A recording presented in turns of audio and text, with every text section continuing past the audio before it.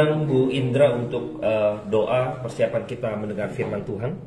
Kami mengucap syukur Tuhan untuk malam hari ini Tuhan, kalau kami boleh datang ke tempat ini Tuhan, bukan secara kebetulan Tuhan, tapi karena kasih-Mu Tuhan melindungi setiap kami Tuhan. Kami akan mendengar firman-Mu Tuhan dari Pak Hengki Tuhan, Kau urapi Tuhan di dalam bibirnya Tuhan, sehingga apa yang diucapkan, apa yang dikatakannya semuanya berasal daripada-Mu Tuhan.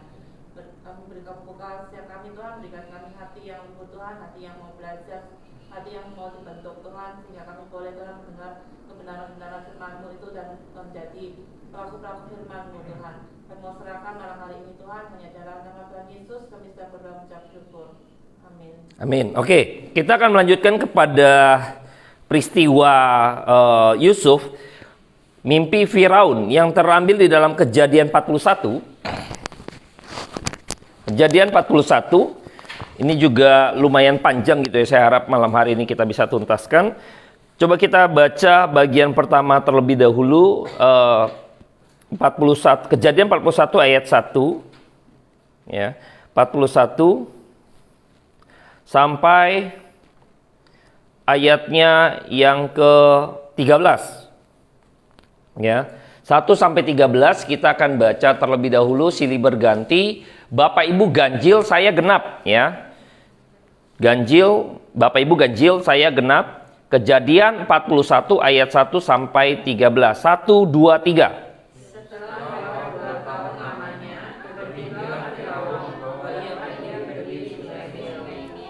Tampaklah dari sungai Nil itu keluar 7 ekor lembu yang indah bangunannya dan gemuk badannya, lalu memakan rumput yang di tepi sungai itu.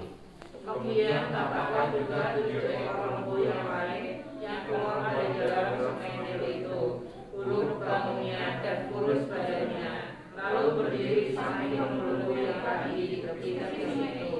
Lembu-lembu yang buruk bangunnya dan kurus badannya itu memakan ke-7 ekor lembu yang indah bangunannya dan gemuk itu, lalu terjagalah Firaun. Setelah itu terjadilah pula yang tadi bermimpi kedua kalinya. Tampak timbul dari satu tangkai 7 bulir gandum yang bernas dan baik. Tetapi kemudian tampaklah juga tumbuh 7 bulir gandum yang kurus dan layu oleh angin timur.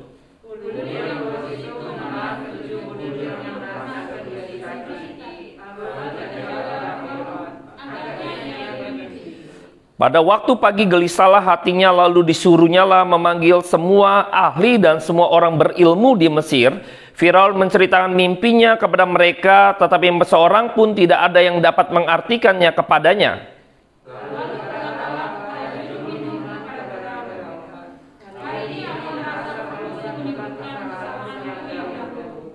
Waktu itu tuanku Firaun murka kepada pegawai-pegawainya dan menahan aku dalam rumah pegawai istana beserta dengan kepala juru roti.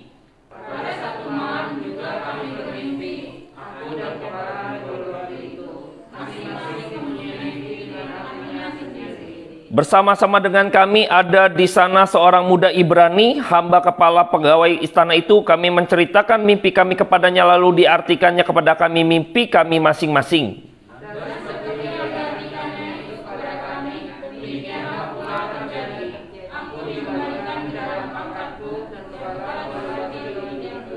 Nah, pada bagian ini kita melihat bahwa Firaun hatinya gelisah oleh karena ada satu mimpi yang mengganggu dirinya gitu ya. Mimpinya ini yang dia juga mungkin tiba-tiba menjadi horor gitu ya. Karena tadinya mungkin wah mimpinya bagus nih karena ada lembu. Karena lembu ini kan bagi Mesir itu, lembu ini lambang kesuburan gitu ya. Di sungai ini lambang kesuburan juga. Karena kalau sungai ini naik di tanah Mesir itu, dia anggapnya itu sedang sedang diberkati gitu ya oleh dewa mereka gitu ya. Jadi ada sesuatu yang baik di awal, tapi tiba-tiba dia melihat bahwa dalam mimpinya itu ada badan kurus lembu itu makan yang badannya gemuk, ada bulir yang bagus lalu dimakan oleh yang bulirnya rusak gitu ya, yang gandum rusak itu gitu ya. Nah, ini jadi membuat dia gelisah, ingin bertanya-tanya apa maksud daripada mimpi ini, yang dia mungkin stres Bapak Ibu ya, ini kepikiran mulu, ini maksudnya apa ya.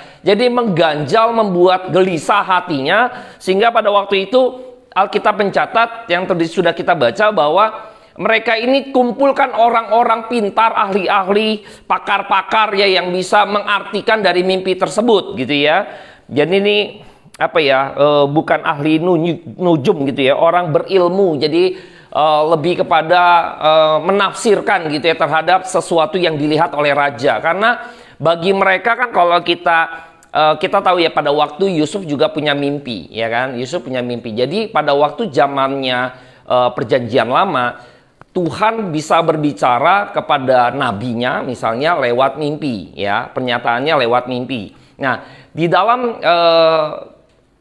budaya daripada Mesir, raja ya, orang-orang penting itu seperti Raja Firaun, jadi mendapat pernyataan dari dewa gitu ya, itu orang-orang tertentu juga seperti raja dan Firaun ini ya. Jadi dewa mereka ingin menyatakan sesuatu lewat mimpi juga bisa. Jadi mereka juga ada keyakinan demikian ya, ada keyakinan demikian. Jadi dewa mereka ingin mengatakan sesuatu kepada raja ya. Kayak kalau kita ingat di Daniel, Raja Nebukadnezar juga kan dapat mimpi, betul ya.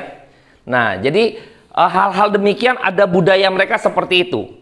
Lalu yang bikin dia gelisah itu dia pengen tahu gitu maksudnya apa, karena ada sesuatu yang di dalamnya tuh sepertinya horor ya, mengerikan. Ada sesuatu yang mengerikan ya. Bayangkan lembu ini kan binatang yang adem gitu ya. Yang lembu ini kan binatang yang bukan pemangsa ya kan. Dia yang dimangsa justru ya kan. Dia makannya juga rumput, herbivora, nggak makan daging gitu ya. Jadi nggak melukai punya. Lembu ini binatang yang benar-benar tidak melukai orang, yang justru membantu banyak orang untuk bajak kah, untuk angkat barang kah gitu ya. Kok kenapa tiba-tiba ada mimpi lembu ini makan lembu yang lain? Ya, ini kan sesuatu yang mengerikan, ya kan? Jadi akhirnya membuat dia gelisah, gandum dan sebagainya. Akhirnya apa nih yang akan terjadi, dia nggak ngerti. Lalu ketika dikumpulkan gitu ya. Saya jadi bertanya, ini yang menarik ya. Kemarin kita bahas si Yusuf gitu ya. Yusuf ini kan dipenjarakan terus sampai kayaknya sengaja dilupakan. Maka di sini ada pengakuan dosa. Tadi juru minum kan, kayaknya saya harus ngaku ya. Pada waktu itu ya kan, dia baru ngaku. Jadi pada waktu itu dia emang sengaja melupakan Yusuf. Maka sekarang dia ngaku. Dia melakukan kesalahan, melupakan itu. Ya, tadi saya coba kutip di dalam ayatnya yang ke-9. Hari ini aku merasa perlu menyebutkan kesalahanku yang dahulu. Jadi si juru minum itu waktu di bagian sebelumnya kita pernah bahas bahwa dia melupakan Yusuf. Yusuf dilupakan oleh juru minum itu. Padahal Yusuf lagi itu pernah titip pesan gitu ya. Jadi di sini kita muncul bahwa mereka hari ini gitu ya, si juru minum ini mau menyatakan gitu ya kesalahan dia yang dahulu. Nah, saya melihat bahwa emang harus ada satu jeda yang cukup panjang, 2 tahun gitu ya. Setelah lewat 2 tahun lamanya gitu ya. Jadi kita melihat bahwa ini juga cukup panjang ya. Orang menderita yang tidak salah harus dimasukkan ke dalam penjara selama 2 tahun. Kenapa harus tunggu begitu lama gitu ya. Lalu muncullah disadarkan oleh si juru minum ini kesalahannya dia. Ya, jadi dia cerita. Nah, dari kejadian ini kita melihat bahwa ada pergantian Firaun. Ya, jadi pada waktu zamannya Yusuf di penjara, itu Firaunnya dengan yang sekarang dia dibebaskan, Firaun yang berbeda. Ya, coba kita melihat ya. Hari ini aku merasa perlu, ayat 9, menyebutkan kesalahanku yang dahulu, ayat 10. Waktu itu tuanku Firaun murka kepada pegawai-pegawainya. Ya. Dan menahan aku dalam rumah pegawai istana. Ngapain dia cerita ke Firaun yang baru ini? Ya, yang Firaun ini gitu kan? Enggak. Jadi ini beberapa penafsir juga saya setuju dengan beberapa penafsir yang saya baca gitu ya, bahwa emang ada pergantian, namanya juga tetap Firaun ya. Nanti berikutnya yang nggak mengenal Yusuf juga namanya Firaun ya, raja itu tetap namanya Firaun ya. Jadi terjadi pergantian. Yang menarik di sini adalah saya melihat emang harus ada jeda rencana Tuhan. Kita bisa melihat bahwa Tuhan mempersiapkan nanti Yusuf ketemu dengan Firaun yang benar-benar baik hati, yang sesuai dengan rencana Tuhan. Setupnya udah bagus nih. Maka ketika waktunya, jebret, nah muncul Yusuf keluarin. Ya, Yusuf dikeluarkan. Jadi di sini emang sesaat sepertinya juru minum itu emang diizinkan Tuhan gitu ya untuk melupakan Yusuf gitu loh. Tapi nanti emang Tuhan punya rencana, bukan sekarang, not now gitu ya. Timing yang tepat. Begitu ganti Firaun, nah Firaun yang ini yang saya mau pakai. kamu masuk di dalam masanya dia, gitu ya.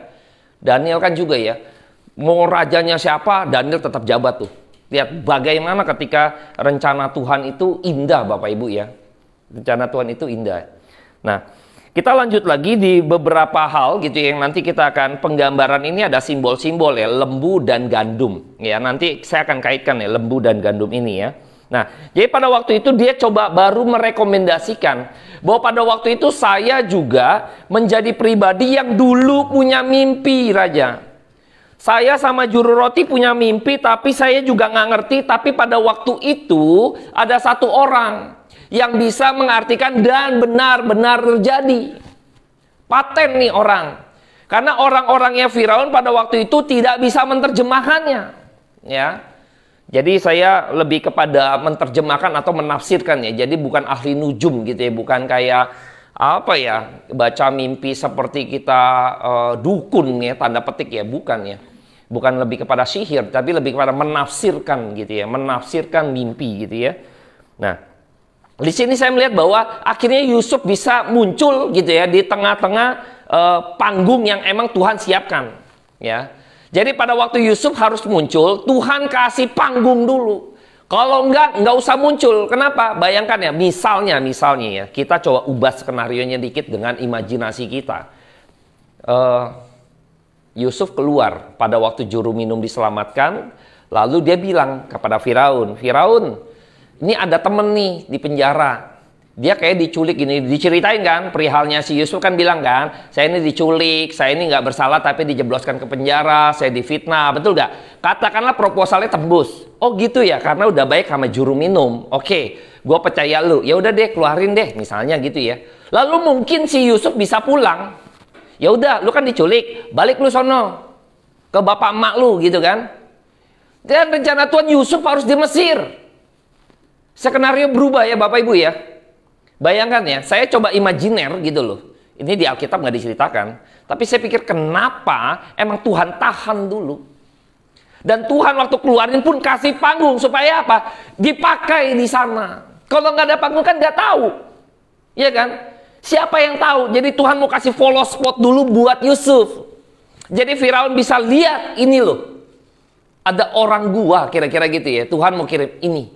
Pakai dia. Tuhan bisa gerakan itu. Nah makanya Tuhan kasih panggung Bapak Ibu. Tuhan kasih jalan dulu buat Yusuf. Supaya Yusuf emang stay di Mesir. Kalau dia dibebaskan dulu. Misalnya gitu ya. Lalu dia bisa balik ke ibadah. Dan rencananya gagal gitu ya. Rencana Tuhan gak bisa gagal Bapak Ibu. Ya. Rencana Tuhan pasti tergenapi. Pasti terjadi. Nggak mungkin gagal. Makanya ketika kita bisa melihat bagai waktunya Tuhan bukan waktunya kita. Tapi di sini kita bisa melihat bahwa bagaimana Tuhan mengeluarkan dengan tepat waktunya dengan peristiwa yang tepat yang Tuhan sudah sediakan. Jadi makanya harus dipakai kalau kita nih, Tuhan sudah bukakan jalan bagi kita. Tuhan sudah kasih state buat kita. Tuhan sudah kasih follow spot buat kita. Kerjakan itu benar-benar Bapak Ibu.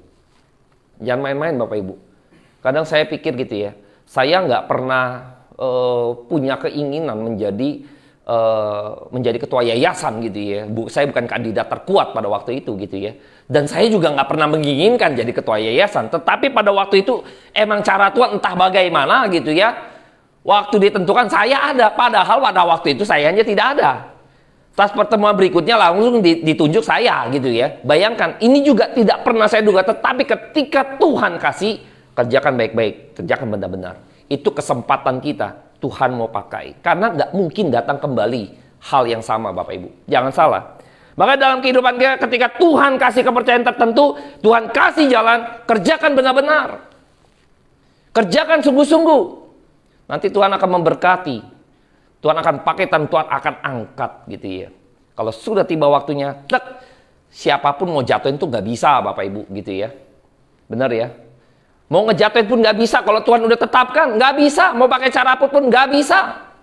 Ya, saya percaya ya pada waktu kita kerjakan sungguh-sungguh, waktu kesempatan itu ada kita kerjakan sungguh-sungguh. Tuhan yang berperang melawan musuh-musuh kita, Bapak Ibu. Jadi kita nggak usah worry gitu ya dengan kehidupan kita. Kalau misalnya kadang kan dalam perusahaan saingan gitu ya, kadang kan sikut sana sikut sini gitu ya. Karena kalau kita cara-cara anak-anak Tuhan janganlah seperti cara dunia ya. sikut sana, sikut sini, pansos sana, pansos sini gitu ya, apalagi dengan media sosial Bapak Ibu ya.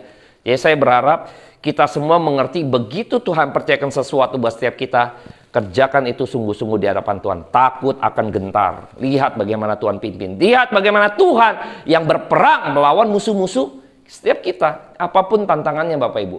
Jadi nggak perlu takut Bapak Ibu ya. Jadi saya berharap kita punya kesungguhan itu ketika Tuhan kasih kesempatan itu, kerjakan baik-baik, sungguh-sungguh ya.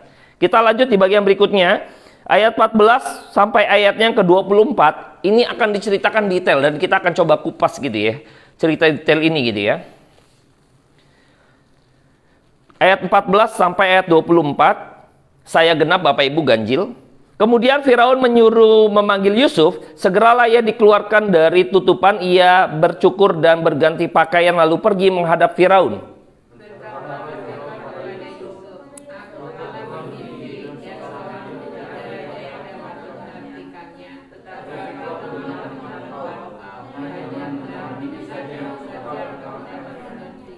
Yusuf menyahut Firaun, bukan sekali-kali aku, melainkan Allah juga yang akan memberitakan kesejahteraan kepada tuanku Firaun.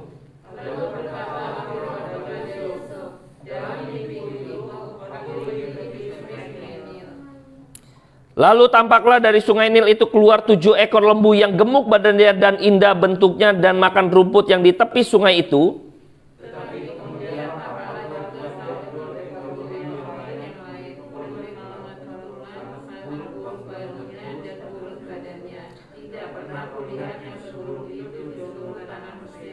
Lembu yang kurus dan buruk itu memakan ke-7 ekor lembu gemuk yang mula-mula.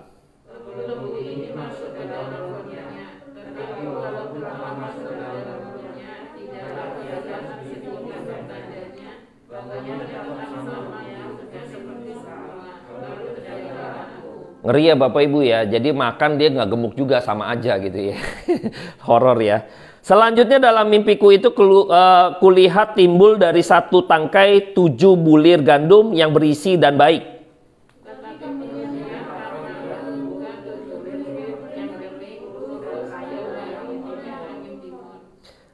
Bulir yang kurus itu memakan ke-7 bulir yang baik tadi. Telah kuceritakan hal ini kepada semua ahli, tetapi seorang pun tidak ada yang dapat menerangkannya kepadaku. Nah ini perhatikan yang menarik ya.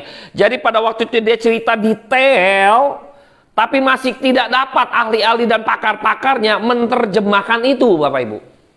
Ya, menerjemahkan, menafsirkan beritanya apa nih, pesannya apa, nggak bisa. Karena seringkali Tuhan memberikan mimpi gitu ya dengan simbol-simbol ya. Ini menarik juga ya. Tuhan, kenapa Tuhan nggak bilang aja gitu kan ke mimpinya gitu ya, ngomong ke raja. Raja, nanti ada 7 tahun kemakmuran, nanti ada 7 tahun masa kelaparan. Misalnya gitu kan. Selesai. Pesannya clear. Ngapain Tuhan pakai simbol-simbol? Juga sama di Nebukadnezar ya kan. Ini kepalanya dari emas, ntar badannya dari tembaga, perak gitu kan. Sampai nanti kaki kayu gitu loh. Ini ngapain simbol-simbol gitu loh. Ya kadang Tuhan kok kenapa ingin menyatakan sesuatu, mengatakan sesuatu langsung aja terus terang gitu kan. Ada 7 tahun makmur, ada 7 tahun kelaparan. Udah ini nanti akan terjadi, udah selesai. Ya kan? Tetapi kenapa harus pakai simbol-simbol? Makanya di balik simbol ini yang akan kita lihat, Tuhan nyatakan sesuatu Bapak Ibu. Maka ini menarik yang harus kita pikir gitu ya. Kenapa Tuhan? Enggak, Tuhan juga akan dengan simbol-simbol ini dia mau menyatakan sesuatu. Makanya kadang kalau kita belajar firman Tuhan ya, malas belajar Bapak Ibu ya. Makanya kita nggak ngerti Bapak Ibu. Sama seperti ahli-ahli ini, apa sih maksudnya gitu ya. Nah yang pertama, mereka nggak ngerti karena mereka nggak kenal Allah yang benar. Ketika Allah yang benar, Allah yang sejati mengatakan sesuatu, maka orang yang tidak mengenal Allah yang sejati tadi nggak pernah mungkin bisa mengerti. Contoh, misalnya saya ketemu Ahau dari Cungkoren, ya kan, orang Cungko. Saya nggak ngerti, dia ngomong apa saya nggak bisa Bapak Ibu, benar nggak? Karena saya nggak ngerti bahasanya dia, saya nggak kenal dia siapa, gitu loh. Saya nggak bakalan bisa tahu maksudnya apa gitu kan. Cung Jiao Pan, Ta Yo Chin, Hao Fung San gitu kan. Nggak ngerti saya ini ngomong apa gitu kan. Benar nggak? Maka di sini mau menunjukkan Bapak Ibu ya. Yusuf diberi panggung Dan ini akan nanti pernyataan apa? Mengenal Allah yang sejati, Bapak Ibu ya. Semua para dewa-dewa mereka juga memakai simbol. Maka ahli-ahli pakar-pakar mereka pun harusnya tahu, belajar mengenai simbol-simbol, mengenai dewa-dewa mereka. Tetapi anehnya mereka nggak ngerti maksudnya apa. Mereka juga tahu lembu. Kita tahu nanti bangsa Mesir, bangsa Israel waktu keluar daripada Mesir, itu bangun lembu emas kan? Karena ada budayanya dari Mesir, bener gak? Harusnya dia bisa menafsirkan, tapi kenapa di sini dia nggak bisa menafsirkan? Karena yang menyatakan itu adalah Allah yang sejati, bukan dewa mereka yang menyatakan. Makanya mereka nggak bakalan bisa ngerti, Bapak Ibu. Nggak bakalan bisa ngerti. Yusuf yang mengenal Allah yang sejati, dia yang mengerti kenapa Allah yang memberikan karunia itu buat Yusuf. Emang Yusuf yang harus memberikan, makanya Yusuf sebagai nabi.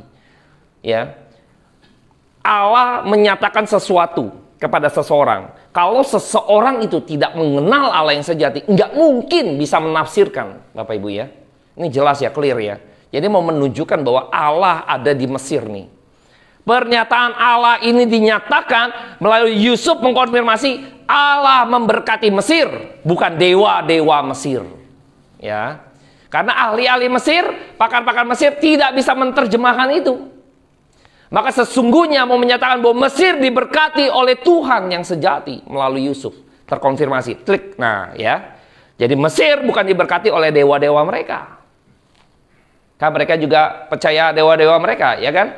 Tapi pada kasus ini kita bisa melihat bahwa Tuhan memberkati Mesir melalui Yusuf. Bukan dewa-dewa atau baal-baal daripada Mesir. Ini clear sekali Bapak Ibu ya. Kita bisa melihat betapa pentingnya Bapak Ibu dan saya punya pernyataan Tuhan. Kita bisa mengerti apa maksud Tuhan, kehendak Tuhan. Nubuatan yang akan Tuhan sampaikan yang akan datang pun ya, yang belum tergenapi gitu ya, yaitu Yesus kedatangan kedua kali, iya kan? Yang datang kedua kalinya. Kita sudah ada ini Bapak Ibu. Seringkali ini memberikan prinsip bagi kita bagaimana kita menjalankan kehidupan kita. Bagaimana Tuhan juga menuntun setiap kita untuk kita benar-benar di dalam kehidupan kita nih. Praktek kehidupan kita, profesi kita masing-masing. Di sini ada Bapak Ibu. Tapi seringkali kita nggak mau benar-benar mengamati. Sehingga dalam pergumulan kita bingung. Ini Tuhan maunya apa? Benar Bapak Ibu ya? Kita nggak pernah mau tanya lagi kepada Tuhan, kepekaan kita berkurang. Kenapa? Karena kita nggak pernah bersentuhan dengan ini. Kadang seringkali Tuhan kasih tanda kepada kita, kita nggak nge itu tanda Tuhan, Bapak Ibu. Kadang kita nggak nge bahwa Tuhan nggak pengen kita ke kiri. Tuhan pengen kita lurus. Tapi kita nggak ngerti tanda itu. Seringkali ketika malapetaka baru kita sadar, Bapak Ibu ya. Begitu jatuh kepleset tuh, iya ya, kan gitu ya. Nah ini celaka ya. Ini belum terjadi nih. Maka Yusuf sudah tahu dulu, ngerti gak? Apa yang akan terjadi. Ini yang lebih baik Bapak Ibu. Ya kan? Tuhan mau lakukan apa. Jadi you bisa antisipasi, you mesti bagaimana. Ini akan terjadi seperti ini. Bayangkan ya. Punya orang seperti ini yang bisa baca visi ke depan ya. Nanti akan terjadi apa gitu ya. Ini orang bijaksana Bapak Ibu. Ya nanti saya kasih tahu bagaimana kita menjadi orang yang bijaksana ya. Ada hal yang menarik yang akan kita coba gali dulu gitu ya. Pada waktu dia melihat detail begitu rupa, harusnya ahli-ahli mereka cerita detail tadi itu lebih apa ya? Lebih dapat konklusi, lebih dapat clue-nya gitu ya. Makan tapi nggak gemuk nih. Kan harusnya gitu. Tadi kita lihat ceritanya nggak sedetail yang sekarang kan. Harusnya dia tahu ini. Tetapi begitu Yusuf dengar gitu ya. Nah ini yang menarik ya. Yusuf selalu mengkaitkan dengan Allah. Bukan dia, tapi Tuhan. Nah ini yang saya bilang tadi. Kalau saya bisa, maka Allah yang menyatakan itu. Saya yang kenal Allah. Maka dia kaitkan dengan Allah yang hidup gitu ya. Bukan sekali-kali aku, melainkan Allah juga yang akan memberitakan kesejahteraan kepada tuanku Firaun. Nanti kata kesejahteraan ini gitu ya.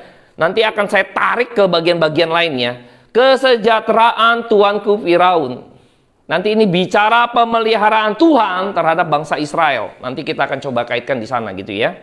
Kita baca dulu di bagian berikutnya 25 sampai 36 ya. Kita closingin dulu nanti karena harus saya bandingkan dengan bagian lain. Bapak Ibu ganjil saya genap ya. ayat 25 sampai 36. 1, 2, 3.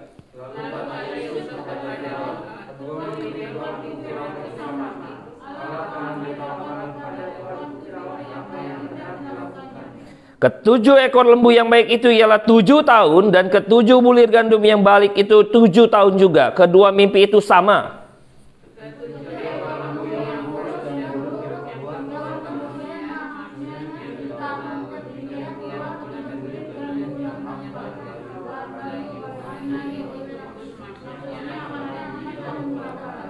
Inilah maksud perkataanku ketika aku berkata kepada tuanku Firaun, Allah telah memperlihatkan kepada tuanku Firaun apa yang hendak dilakukannya.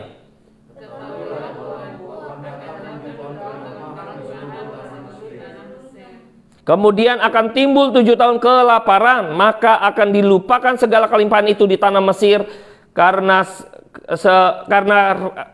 kelaparan itu mengurus keringkan negeri ini.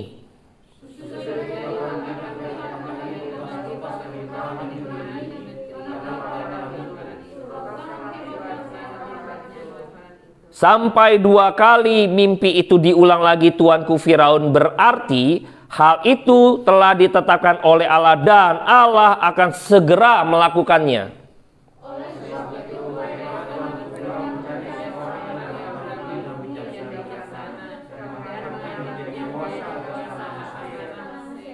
Baiklah juga tuanku Firaun berbuat begini, yakni menempatkan penilik-penilik atas negeri ini dari dalam ke-7 tahun kelimpahan itu memungut 1/5 dari hasil tanah Mesir.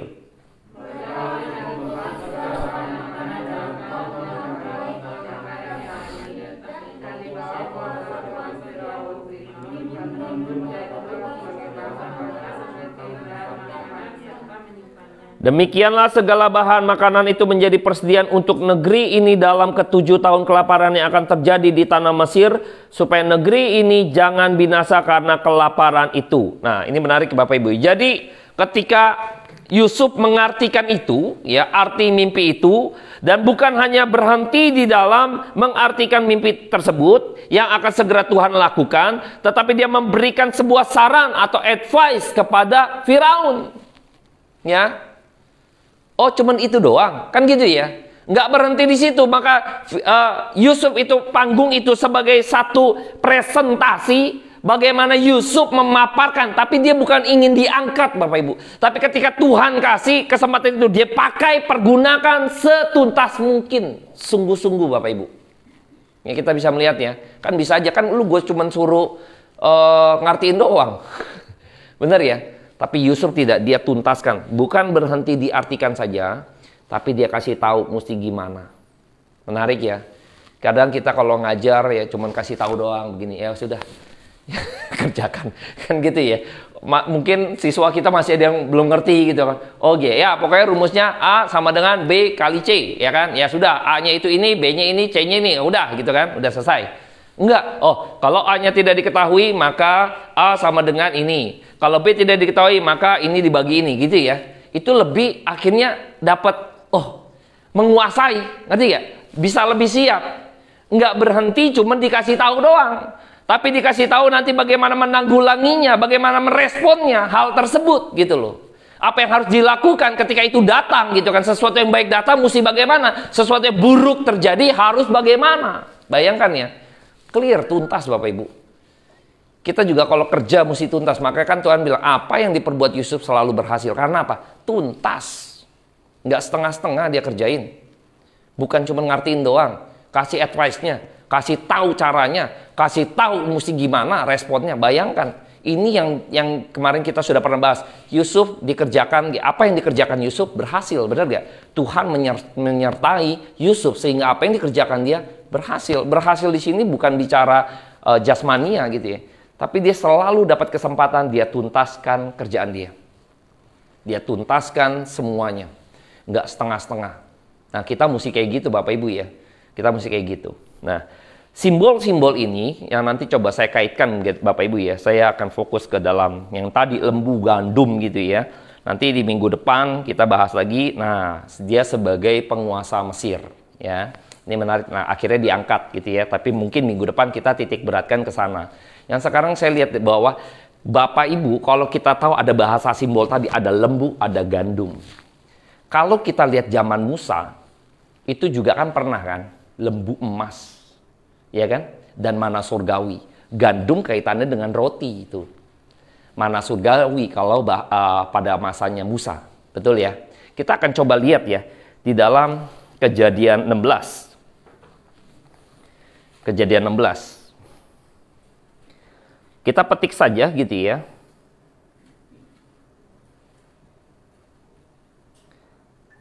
Ayat 2. Ya, ayat 2 dan 3. Kejadian 16 mengenai mana surgawi. Keluaran 16, maaf Bapak Ibu. Keluaran 16 ayat 2 dan 3. Ya, kita akan baca bersama-sama. Keluaran 16, bukan Kejadian, Keluaran. Keluaran 16 ayat 2 sampai 3. 1 2 3. Di padang gurun itu bersungut-sungutlah segenap jemaah Israel kepada Musa dan Harun dan berkata kepada mereka, kalau kami mati tadinya di tanah Mesir oleh tangan Tuhan ketika kami duduk menghadapi kuali berisi daging dan makan roti sampai kenyang. Sebab kamu membawa kami keluar ke padang gurun ini untuk membunuh seluruh jemaah itu dengan kelaparan, ya. Mau makan kenyang gitu. Kita loncat lagi di ayat yang ke-11, ya. Yang ke-11 sampai ke-12, ya. Hanya 2 ayat saja ya. Kita loncat Keluaran 16 ayat 11 dan 12 saja. 1 2 3. Lalu berfirmanlah Tuhan kepada Musa, aku telah mendengar sungut-sungut orang Israel. Katakanlah kepada mereka, pada waktu senja kamu akan makan daging dan pada waktu pagi kamu akan kenyang makan roti. Maka kamu akan mengetahui bahwa akulah Tuhan Allahmu. Ya, nah ini menarik ya. Jadi pada waktu itu dia pikir gitu kan, lu bawa kita ke sini ngapain? Kita di sini sengsara. Ya. Kita di sini sengsara nih, buat apa? Kita mati kelaparan mendingan di tanah Mesir, tapi kita tanda petik ya sejahtera, makan cukup, daging isi kuali karena dia kan budak.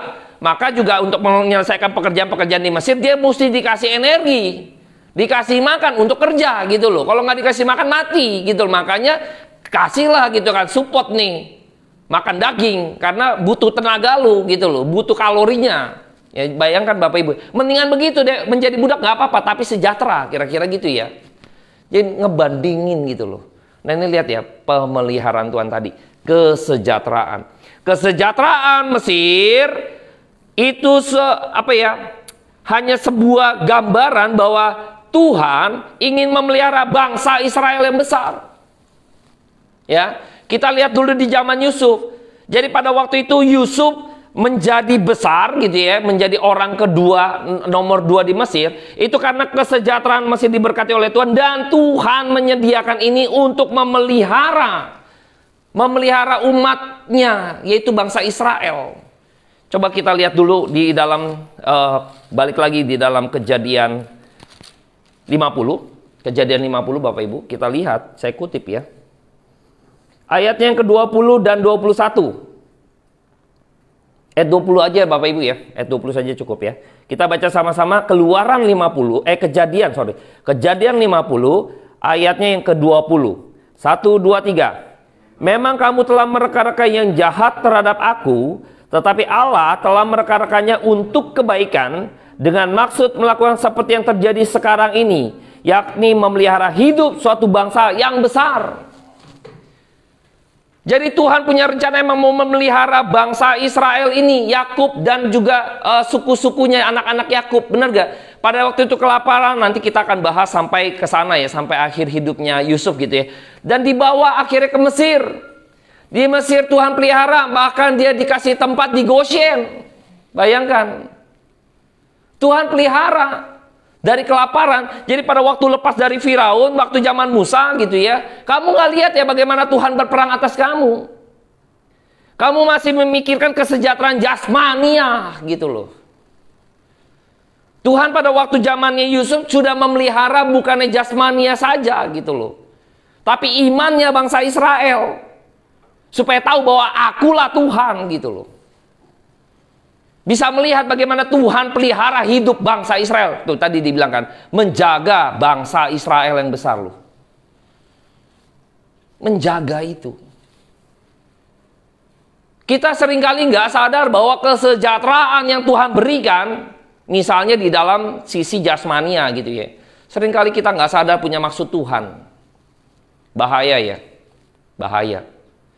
Seringkali yang Tuhan sudah berikan buat setiap kita, seringkali kita nggak pikir gitu ya. Pekerjaan Tuhan atau kehendak Tuhan di dalam apa yang Tuhan sediakan, kita bahaya bisa tersesat Bapak Ibu. Saya kesaksian dikit gitu ya. Udah lama kejadian, orang bersaksi tentang bagaimana dia diberkati dalam pekerjaan dan lain sebagainya. Tapi saya melihat bahwa kehidupannya tidak makin dekat dengan Tuhan. Saya jadi bertanya, kalau itu berkat Tuhan, mengapa dia makin jauh dari Tuhan? Nah Bapak Ibu ya, kalau itu adalah berkat Tuhan, harusnya membawa saya makin dekat dengan sang pemberi berkat tadi. Harusnya demikian dong, logika sederhana saya. Kok makin jauh dari persekutuan? Makin punya banyak alasan karena ngurusin kerjaan gitu ya. Saya jadi bingung, itu berkat Tuhan atau berkat setan gitu loh, yang membuat orang ini jauh daripada Tuhan. Hati-hati Bapak Ibu ya. Kesaksiannya sih berkat Tuhan. Tapi ketika kita lihat hidupnya makin jauh daripada Tuhan, apakah ini berkat Tuhan gitu loh.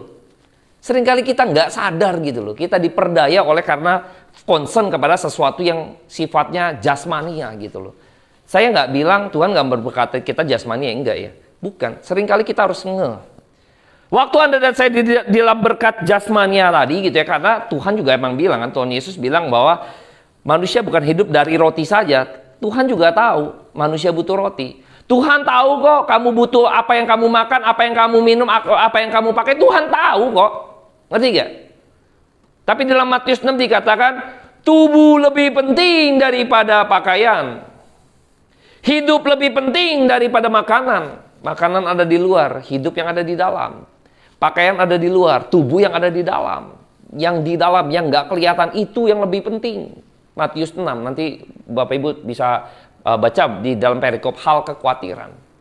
Jadi ada sesuatu yang lebih yang mau Tuhan sampaikan. Imanmu Tuhan pentingkan itu, hidupmu Tuhan pentingkan. Bangsa Israel begitu yang kelaparan dia ke Mesir, Tuhan pelihara hidup, bukan masalah hidup secara jasmania saja, tapi imanmu kepada Tuhan. Engkau bisa melihat bagaimana Tuhan berperkara atas bangsa Israel. Tuhan pelihara supaya kamu tahu akulah Tuhan.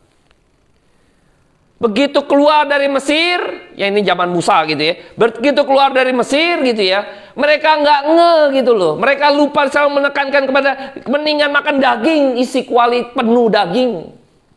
Dia nggak tahu bagaimana Tuhan pelihara iman mereka loh, supaya nggak terguncang dari tanda petik ya dewa-dewa atau perbudakan secara rohani mereka. Mereka nggak lihat itu. Tuhan tunjukin lagi belas kasihan. Oke, lu makan kayak ini ya, kayak orang bule ya. Breakfastnya roti, ya kan? Nanti lunchnya, dinernya daging. Bayangkan, apa Tuhan nggak baik?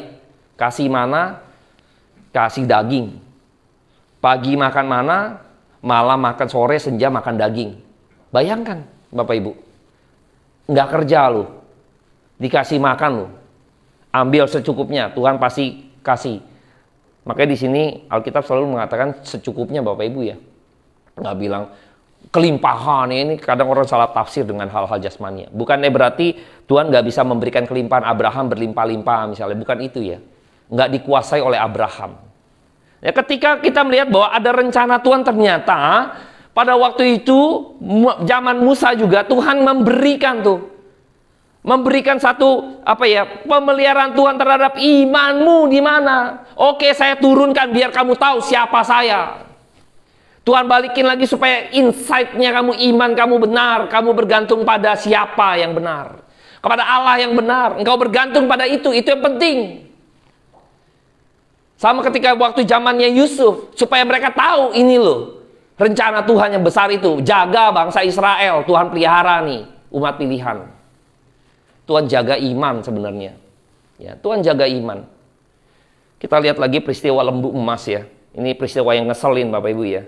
Lihat di dalam Keluaran 32. Kadang kita juga menjadi orang-orang yang ngeselin Tuhan. Kitanya ya Bapak Ibu ngeselin Tuhan kadang kayak gini ya. Keluaran 32. Kita akan baca coba ayat 1 sampai 6 gitu ya. Nanti Tuhan marah. Saya ambil cuplikan di adegan pertama saja. Anak lembu emas. Keluaran 32 ayat 1 sampai 6. Saya ganjil, Bapak Ibu genap. Keluaran 32 ayat 1 sampai 6. Ketika bangsa itu melihat bahwa Musa mengundurkan turun dari gunung itu, maka berkumpullah mereka mengerumuni Harun dan berkata kepadanya, "Mari buatlah untuk kami Allah kecil ya, yang akan berjalan di depan kami, sebab Musa ini orang yang telah memimpin kami keluar dari tanah Mesir. Kami tidak tahu apa yang telah terjadi dengan dia."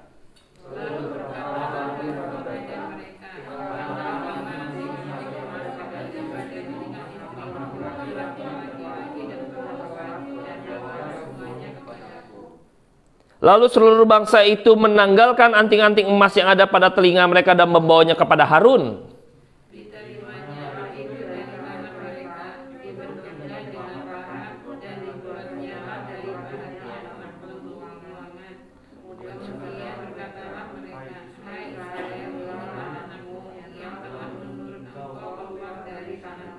Ketika Harun melihat itu, didirikannya lah mezbah di depan anak lembu itu. Berserulah Harun, katanya, "Besok hari raya bagi Tuhan."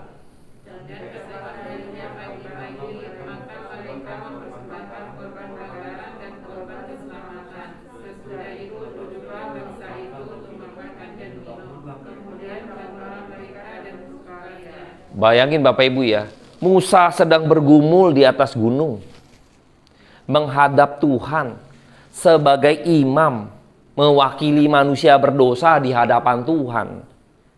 Ya, berdoa, bergumul. Di bawah malah asik-asikan bangun Baal, berzina rohani, perjinan rohani. Bayangin Bapak Ibu ya. Kan ngeselin kan? Bayangin, si Musa menghadap Tuhan.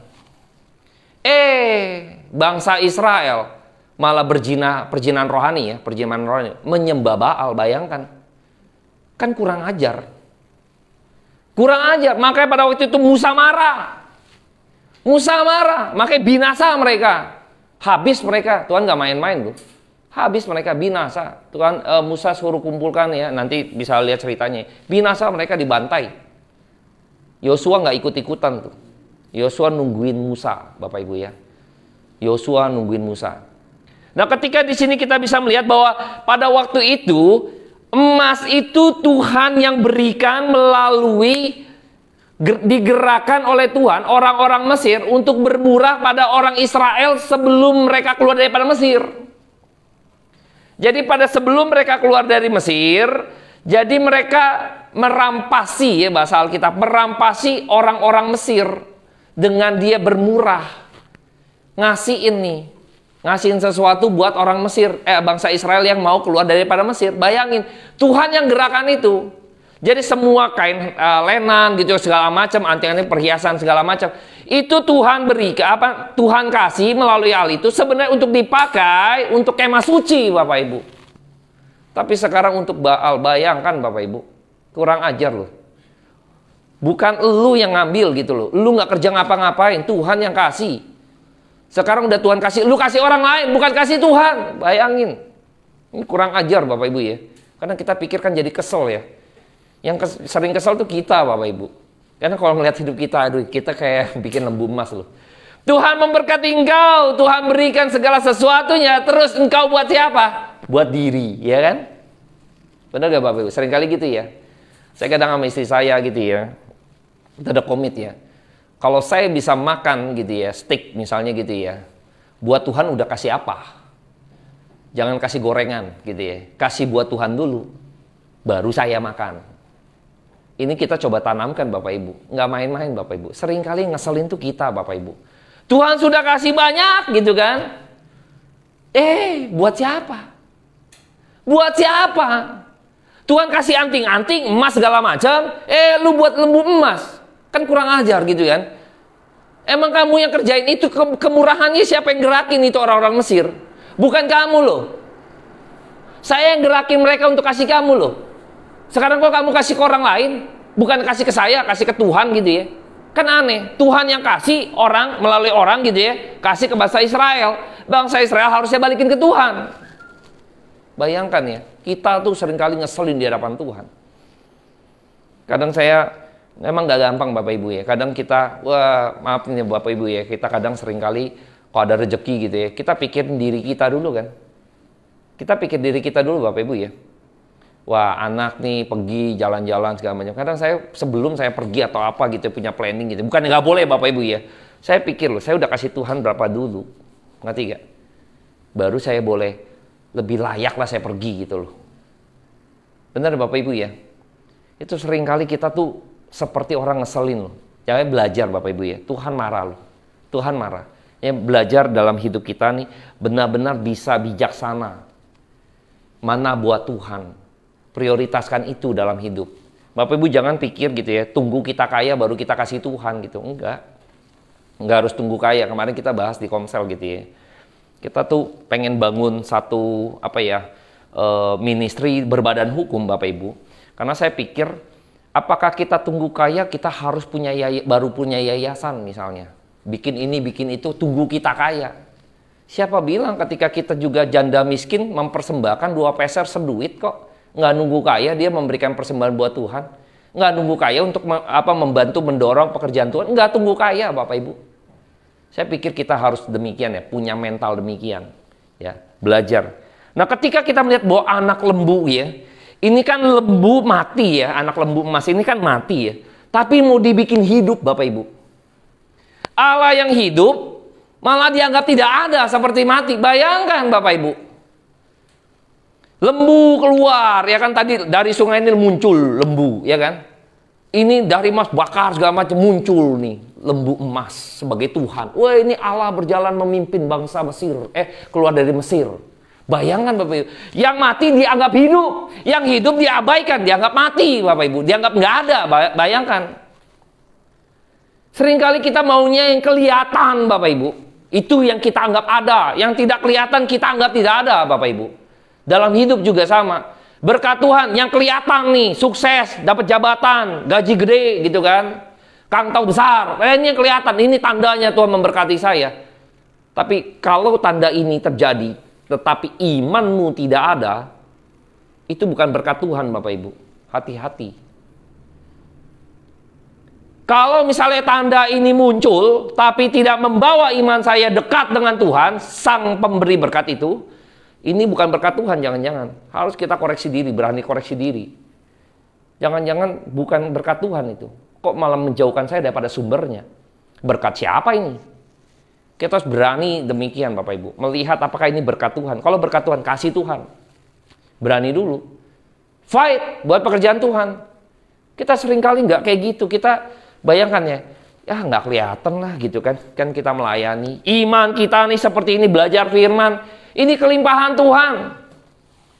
Tuhan seperti memberikan mana surgawi dari kita, yaitu apa? Kebenaran firman Tuhan. Seringkali kita ini yang gak mau, susah Bapak Ibu. Gak gampang. Bapak Ibu tahu ya Bapak Ibu kalau di sini ya. Kan Bapak Ibu tahu. Selalu pengajaran. Selalu ngajak mikir gitu loh. Kita nih mungkin 45 menit nih ngajak mikir gitu kan. 45 menit ngajak mikir gitu loh.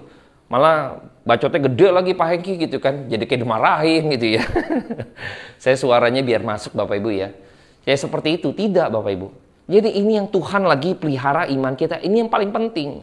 Hal-hal kayak gini mengerti kebenaran firman Tuhan. Supaya kita juga tahu dalam hidup menafsir segala keadaan kondisi kita dengan tepat. Apa maksud Tuhan. Ini penting. Sama seperti Yusuf menafsirkan mimpi Firaun. Penting. Dia tahu apa yang harus dikerjakan gitu loh. Tuhan kasih tuntunan seperti apa dia bisa kerjakan. Dalam hidup kita nggak tahu prinsip kebenaran firman Tuhan. Tuhan sedang nuntun kita. Supaya jangan sampai kita salah tafsir dalam keadaan kita. Kita jangan sampai nggak bisa melihat mana berkat Tuhan, mana yang berkat dari setan gitu loh. Mana yang sesungguhnya berkat Tuhan. Kita nggak pernah bisa lihat itu, celaka juga kita. Bisa sesat Bapak Ibu. Bisa nyimpang kita. Makanya penting. Lembu ini dan mana tadi Bapak Ibu bayangkan ya, Tuhan sedang mau memelihara umatnya. Tuhan sedang memelihara umatnya. Kita lihat di zaman Yesus sekarang. Yohanes 6 Bapak Ibu. Saya petik saja Bapak Ibu ya. Yohanes 6. Kita baca dulu di ayat yang ke-26. Yohanes 6 ayat 26. Sampai 29. Bagian ini dulu. 26 sampai 29 saya genap Bapak Ibu ganjil ya. Yohanes 6 ayat 26 sampai 29. Yesus menjawab mereka, "Aku berkata kepadamu, sesungguhnya kamu mencari aku bukan karena kamu telah melihat tanda-tanda, melainkan karena kamu telah makan roti itu dan kamu kenyang."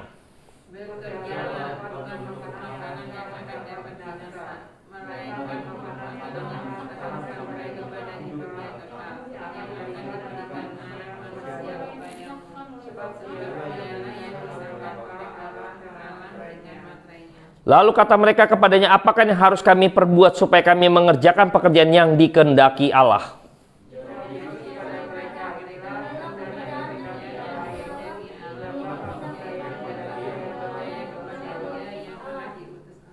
Oke, sekarang kita loncat Bapak Ibu di ayat yang ke-52 sampai 58. Bapak Ibu genap, loncat di ayat 52 sampai 58. Ya, Yohanes 52 sampai 58. Ini nanti saya akan coba simpulkan. Bapak Ibu genap, saya ganjil. Ya, 1, 2, 3. Orang-orang Yahudi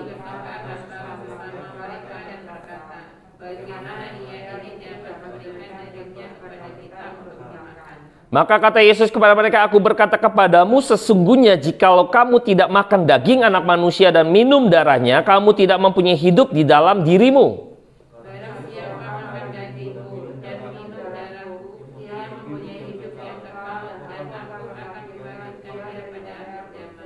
Sebab dagingku adalah benar-benar makanan dan darahku adalah benar-benar minuman.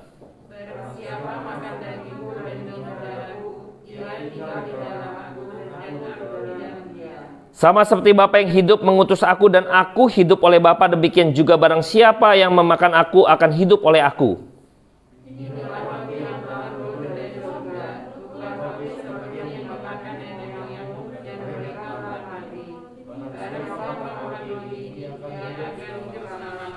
Nah, Bapak Ibu perhatikan ya simbol-simbolnya ya. Tuhan Yesus kan mengkaitkan dengan peristiwa Musa yang mana tadi. Nenek moyangmu makan mana surgawi. Mati, jasmani nih. Ini loh, aku nih roti hidup.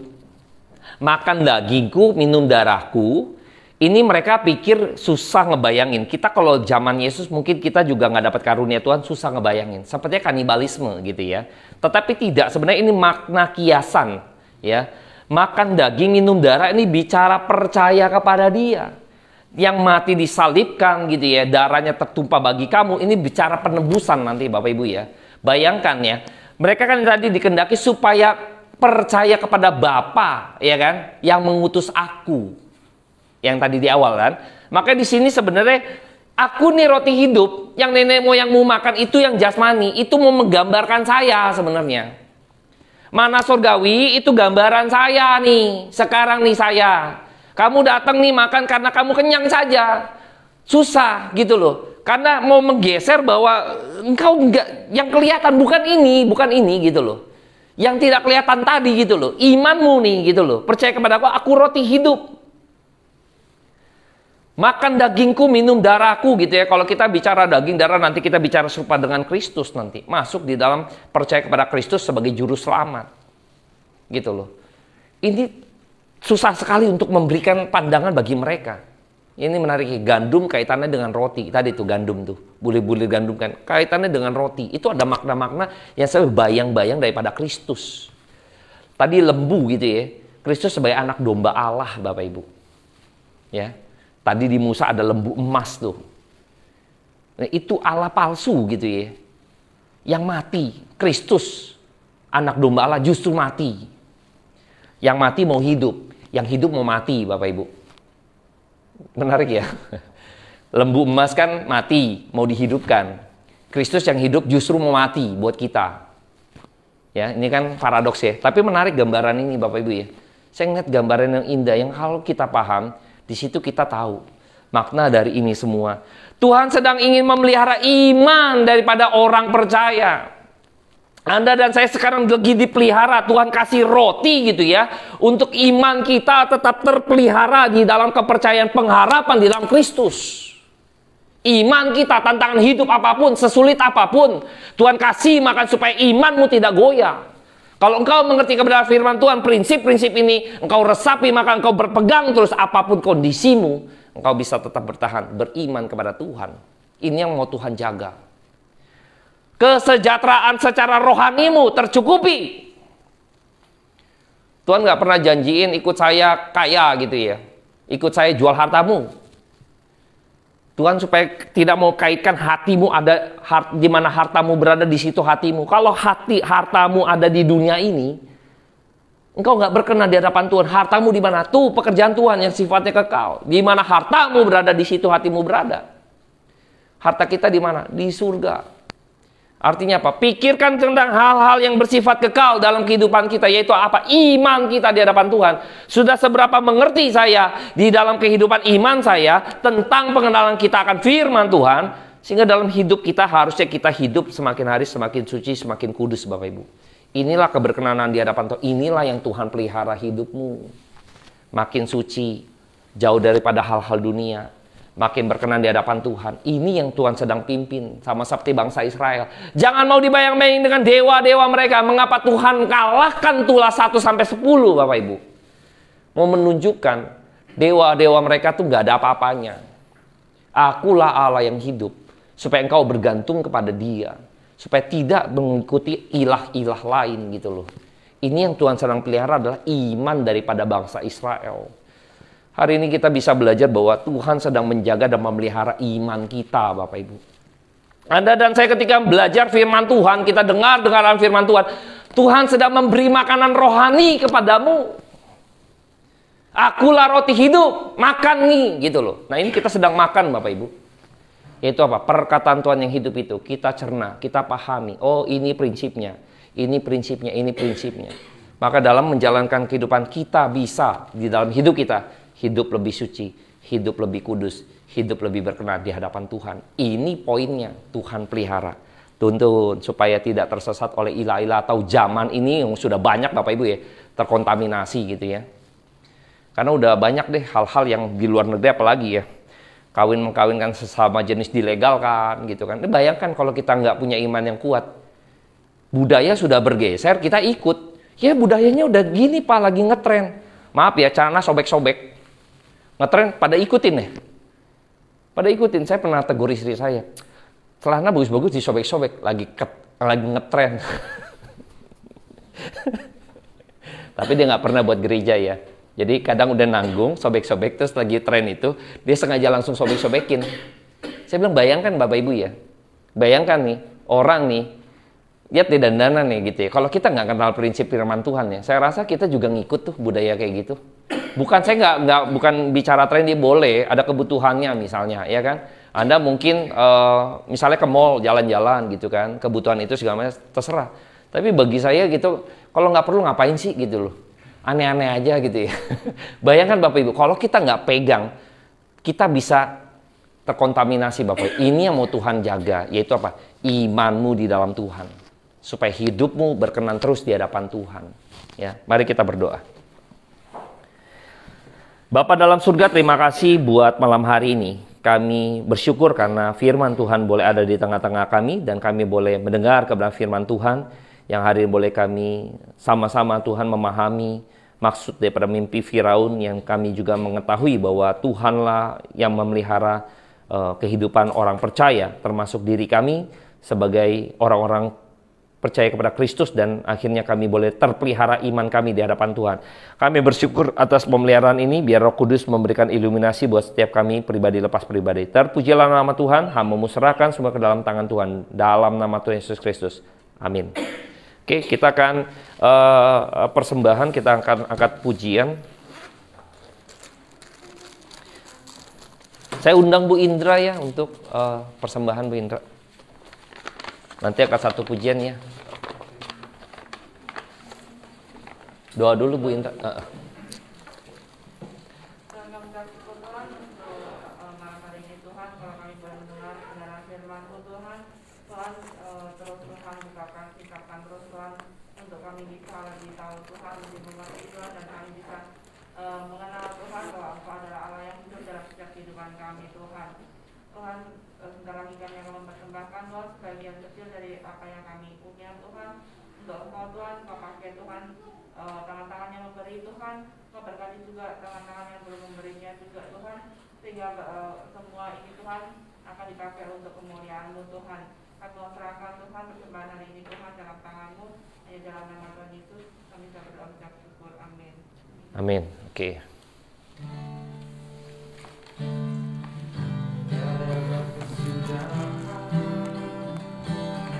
Kasih setiamu Tuhan, selalu baru rahmat-Mu bagiku.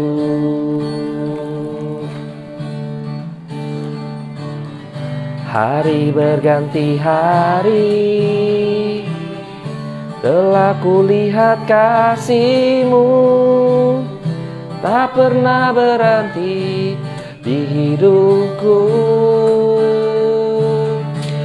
Dan Yesus baik, sungguh amat baik, sungguh selama-lamanya Tuhan Yesus baik.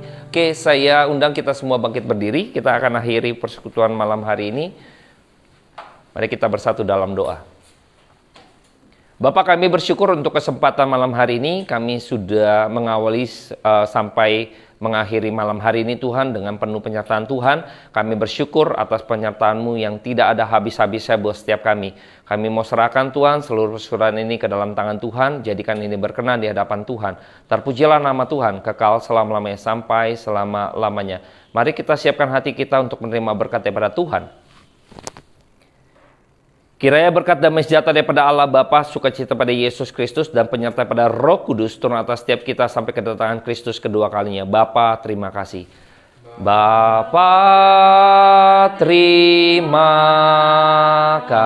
kasih. Bapa, terima kasih.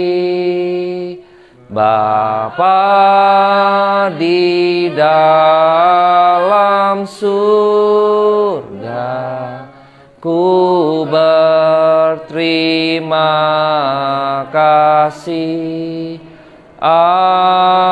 Amin.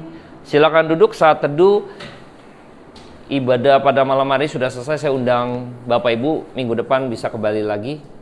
Tuhan Yesus memberkati.